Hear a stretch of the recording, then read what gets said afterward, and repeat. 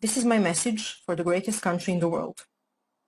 In the light of the recent events in the United States, I felt morally obliged to shed light on a very similar chain of events that took place in my country during the 90s. The cause of those events was the same: a constantly re-emerging ultimate evil, nihilistic, non-theistic religion/cult that caused hundreds of millions of deaths in the 20th century and countless suffering. Now, proponents of that religion want to run the experiment once again, and in that experiment, you, people of America, will be lab mice. Not so long ago, I was a lab mouse of dictators in my country. That country was Yugoslavia. Rather than giving you lessons about history of my country, I want to give you the timeline of the events which led to an extremely bloody war and dissolution of Yugoslavian Federacy. I will leave it to you to make conclusions about similarities with recent events in the United States. In the 1989, the fall of the Berlin Wall marked the victory of the free world over tyrannical monstrosity of communism across Europe. However, Yugoslav communists didn't feel like letting go of their precious powers. Since the climate in Europe was extremely anti-communist at the time, they knew they needed a new strategy, an ideology that would seduce the masses and keep the power in their hands. So they come up with a very clever idea: to rebrand the communism in Yugoslavia and to change its name into socialism. Not any type of socialism, but a very special type, the National Socialism. Sounds familiar? The playbook they used to progress with their agenda was already tested in Nazi Germany. To establish National Socialism, you must first install hatred in people. In order to create genocidal levels of hatred, you must divide people of one country in well-defined groups. In other words, you must create tribal or groupthink. This can be achieved in different ways. You can divide people by ethnicity, by race, by religion. You can let your imagination go wild. Since Yugoslavs were white and practically indistinguishable among themselves, the only card they could play was the religion card.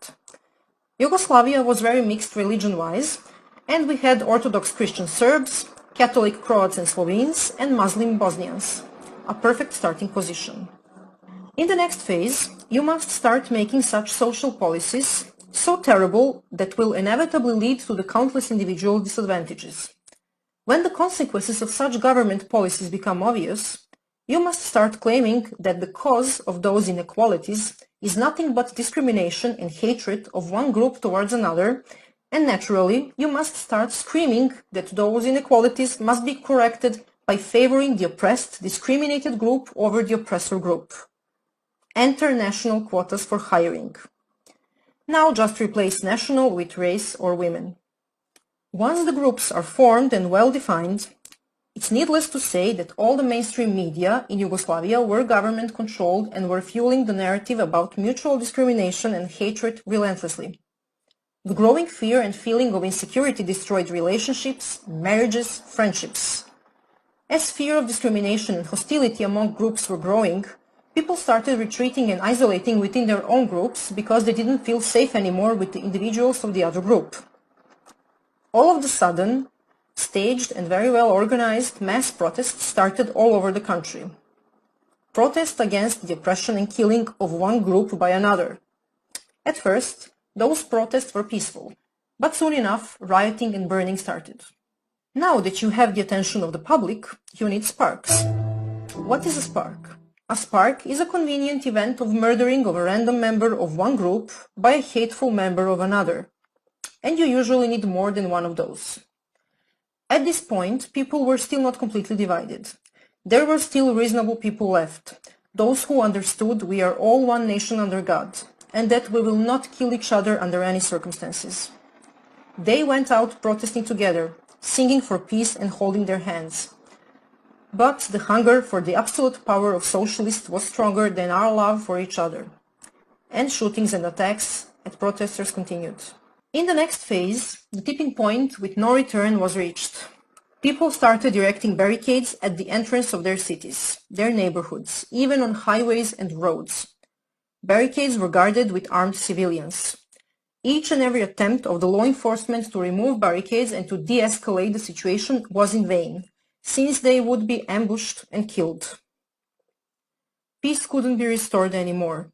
because headlines, photos, and videos of dead people propagated through mass media became too explicit and horrifying.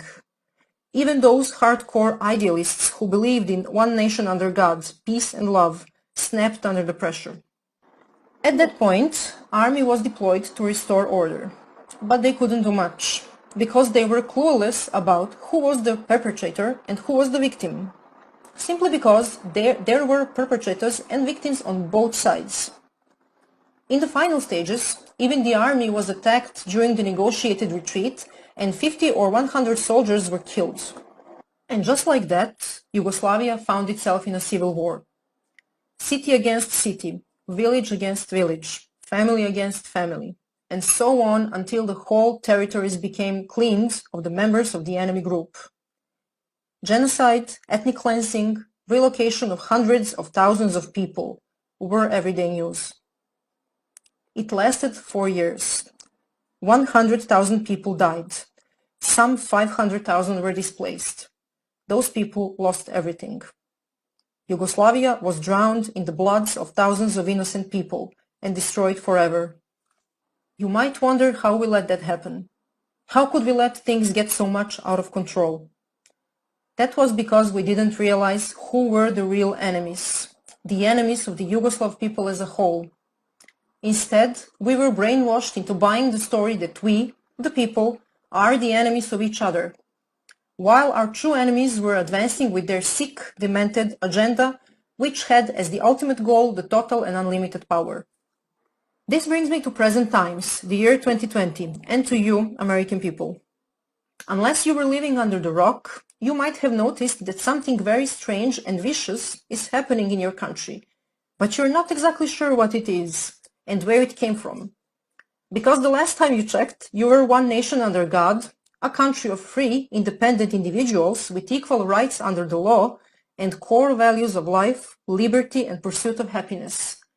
All of a sudden, there is protesting, rioting, arson, murder, destruction of public and private property, and lots of people screaming how unbelievably racist and unjust America is.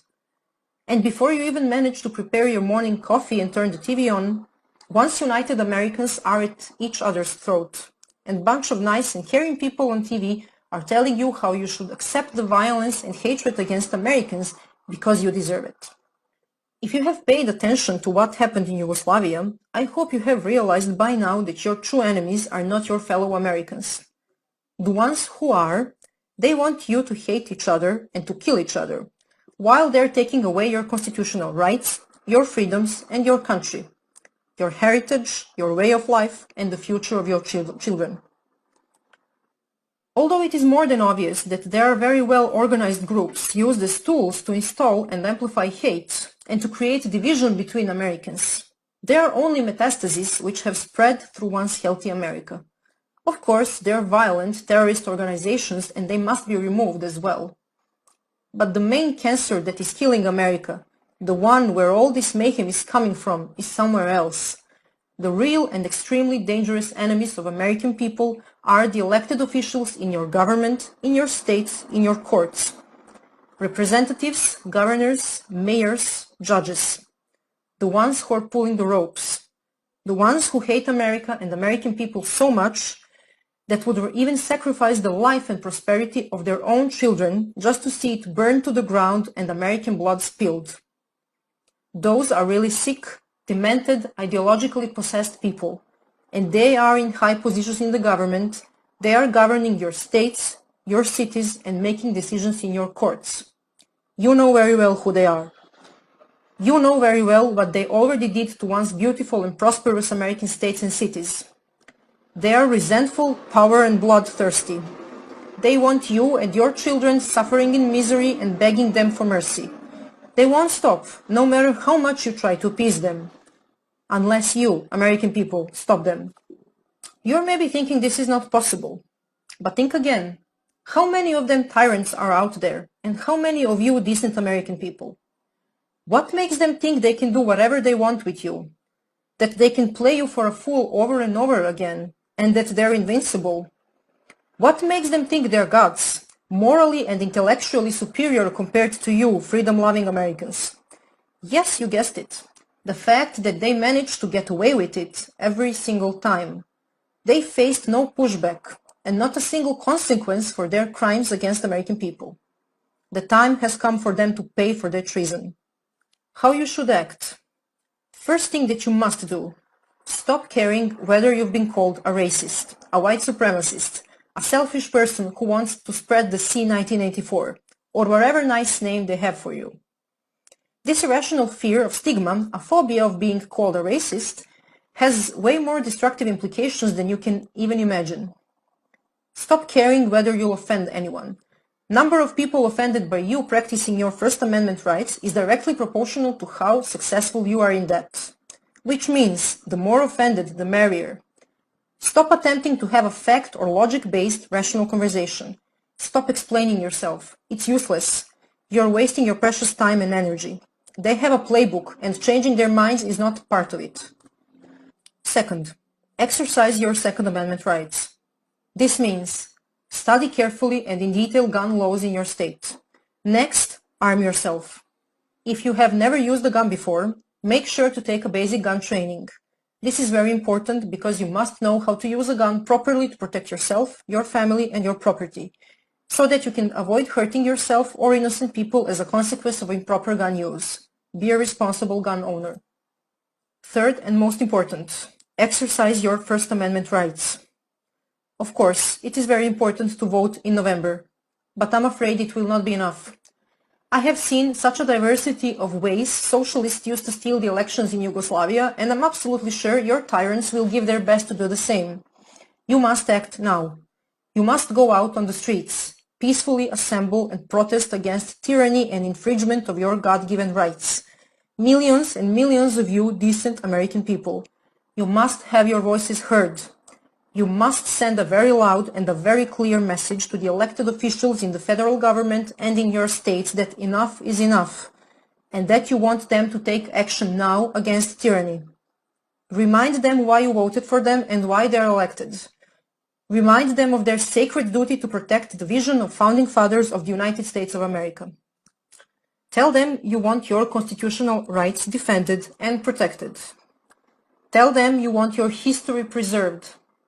Tell them you want to be able to freely exercise your rights to free speech, to be able to freely and openly show the love for your country, to be able to proudly put American flag in front of your house, and to openly show your pride of your heritage, your culture, and your nation.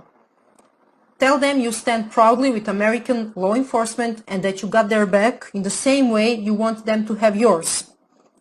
Tell them you want to be treated as grown-up individuals who can make their own decisions.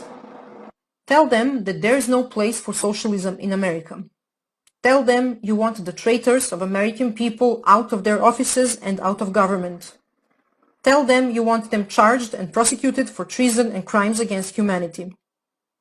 And that if they're not removed from the government and from their offices, that you, freedom-loving Americans, will unleash all your anger on tyrants and you will remove them yourself. It is your constitutional obligation to protect the legacy of founding fathers and to fight against any form of tyrannical government which infringes upon your constitutional rights. Never forget why you celebrate the Independence Day. Don't be afraid whether you will get attacked for exercising your First Amendment rights. You certainly will be. If that happens, defend yourself. Remember, self-defense is not violence, no matter what they tell you and what they accuse you of.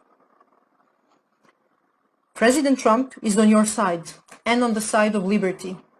Because if he weren't, they wouldn't try this hard to sabotage him in every way possible, to make a nightmare out of his life and his presidency, and to remove him from the office. He's in their way of them getting what they want.